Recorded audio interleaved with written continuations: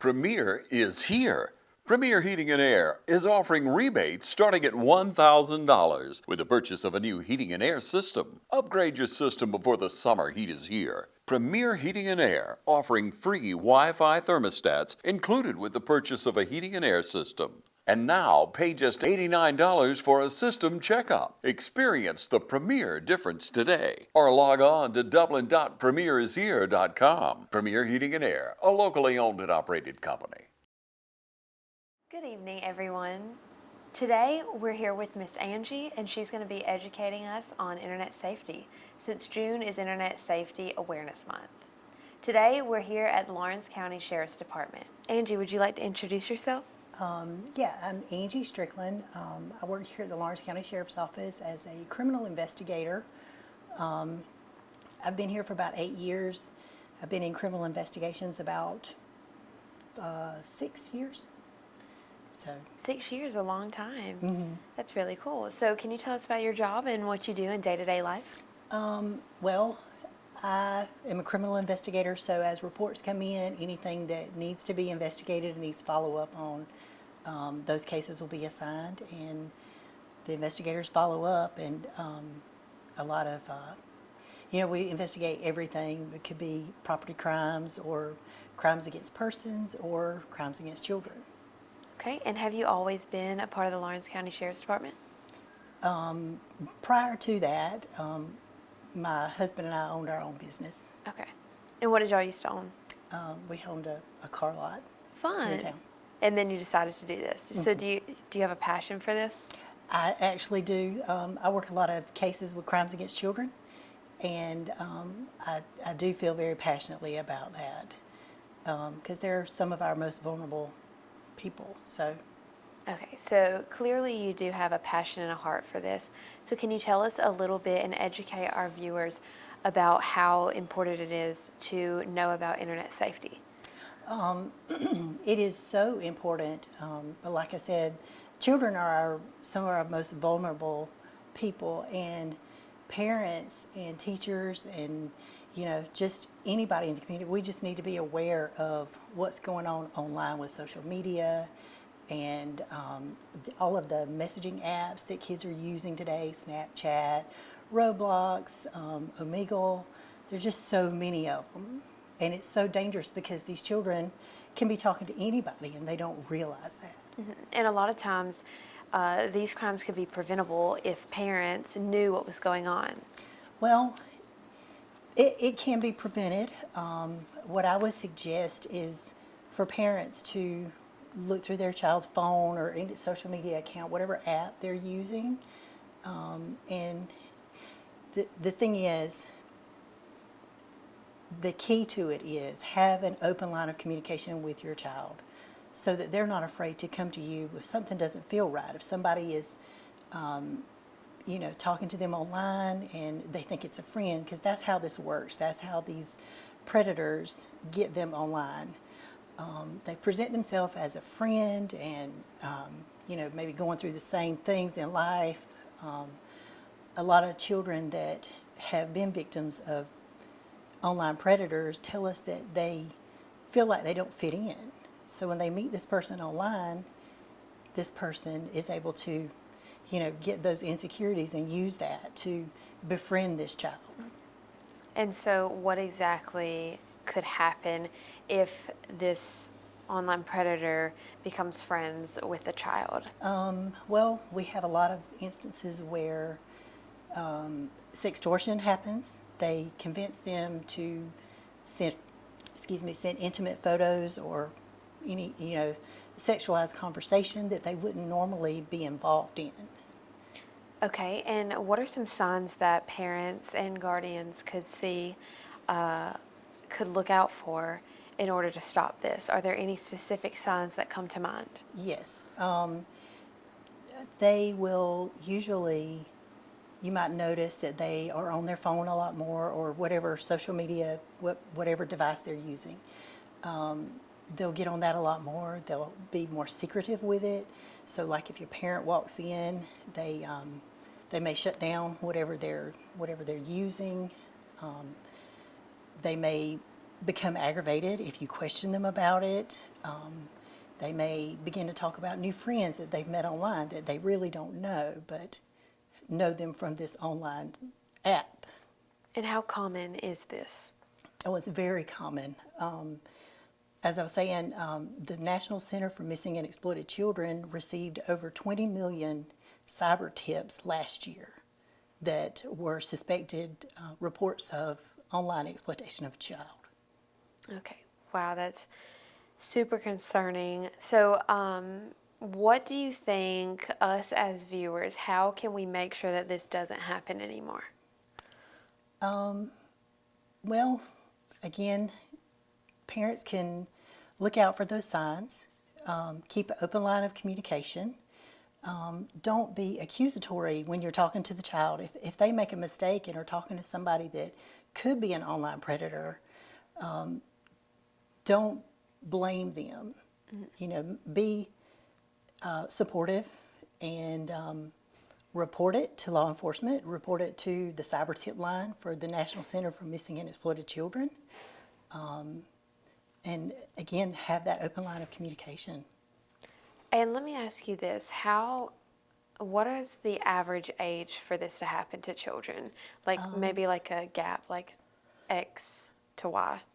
We see it a lot with 13-year-olds, but that age is going down. So Okay. it's starting even now at 11 and on up to 17 or 18. Okay, wow, so that's a pretty big gap. So predators are really looking for all types of children. Yes. And so do they ever extort, I know you said inappropriate pictures, but Money? what about, I was going to ask Yes. money. That is a lot of the victims of that. It could be anybody, but we do see a lot of younger men, like 13, 14-year-old boys that are the victim of this. So what happens is the predator will start this friendship, and they may think they're talking to a little girl their age, and they eventually push those boundaries and start talking sexualized conversation, and send this child a photo, and he thinks it's of this little girl that he's been talking to, or he thinks is a little girl, and they request a photo back. And once they do, then he gets a message saying, I'm going to send this to everybody in your friend group if you don't send me $500 or whatever amount of money. That's horrible. It So is. has that ever happened in a Here? case that you've ever had? Oh, yes, yes. Yes. Yeah, and they will ask for personal information, address, bank account numbers. Once they get that, that hook in, and the child is in fear of being found out, they almost do anything. So, yeah, it's really bad. So usually on the other line, on the other side of the phone, the predator, who is that person usually? A male? Is it usually male? Is it usually female? What do they look like? Well, How old? Well, that's the thing. It's not about what they look like. Now, I will say primarily, I think it's going to be somebody 20 to 30 years old. Okay. But it's not a look. You can't look at them and see. It's a behavior. So they are true predators, and they seek out these children. So yeah, watch out for your child being stuck in their phone or using their phone late at night or in secret, taking their phone to their room at night and staying up on it all night. So is there anything else that you'd like our viewers to know about this topic? Just be a soft place to land for them. Don't have an open line of communication so that they're not afraid if something doesn't feel right, or if they've made a mistake, that they can come to you. There's so many different ways that these children can do this.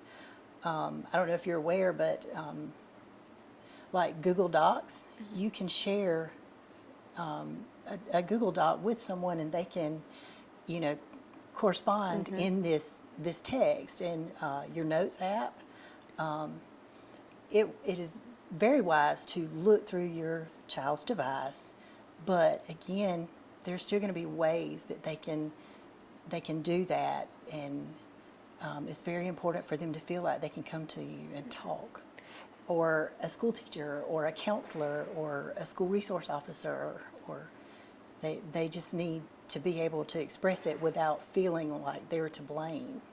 And there are ways I know that you can do this on the device and with apps as well. I saw it in your notes. If you want to maybe read over that, if you can find it real quickly. So are you talking about the Bark app? And Yes, the like Net apps Bunny? like that, because I Yes. think that might be easier for people just to download and maybe buy a program. I mean, it Yes. might be a subscription, $5 a month, what could save your kid's life. Yeah, so you can set where it will alert you if some explicit content has come through on the phone or something like that. Not necessarily going to give you their word-for-word text messages or anything, but a lot of the apps like Snapchat has a family center, AT&T has a family center, TikTok has family pairing. So if the child puts in their accurate date of birth, anyone under the age of 18, they automatically have limited content, limited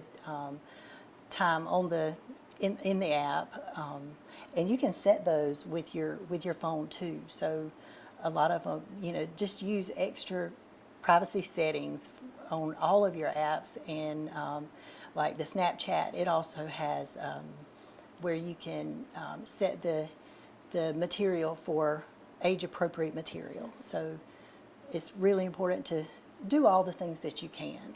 Yeah, and just definitely, I don't think you can ever be too safe when Yeah. it comes to children, and the internet's growing so rapidly and so fast, especially with AI Yes. and all that crazy stuff out Yeah. there. So with the AI, the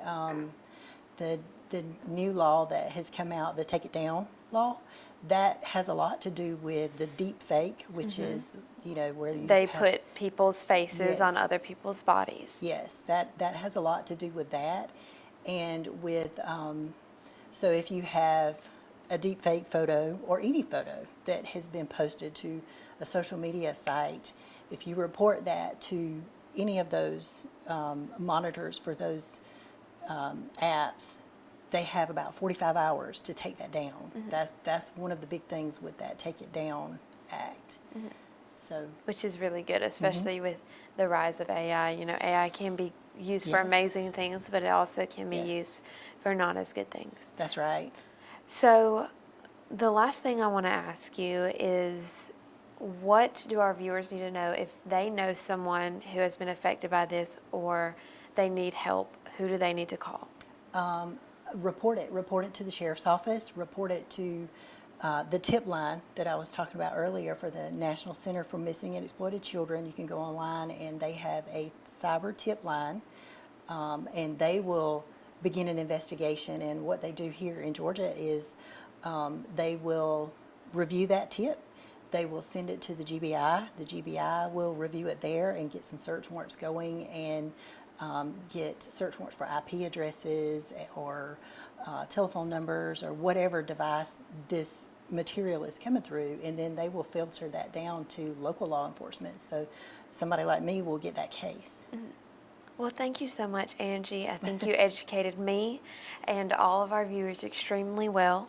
And y'all heard her. If you know anybody, please go to that tip line. It can be found online. Where again? The National Center for Missing and Exploited Children, SNCMEC. Yes. Thank you so much, and stay safe. The Houston Clinic is located in the heart of Dublin, in close proximity to Fairview Park Hospital. Dr. Gay and Dr. Richter utilize state-of-the-art equipment and the most up-to-date treatment available today. The Houston Clinic conveniently offers on-site physical therapy. We're open Monday through Friday, 8 to 5. So call for an appointment today at 478-353-1166. Dr. Gay and Dr. Richter look forward to serving you at the Houston Clinic of Dublin, 100 Medical Drive, Suite 400. The Houston Clinic, providing state-of-the-art care closer to home.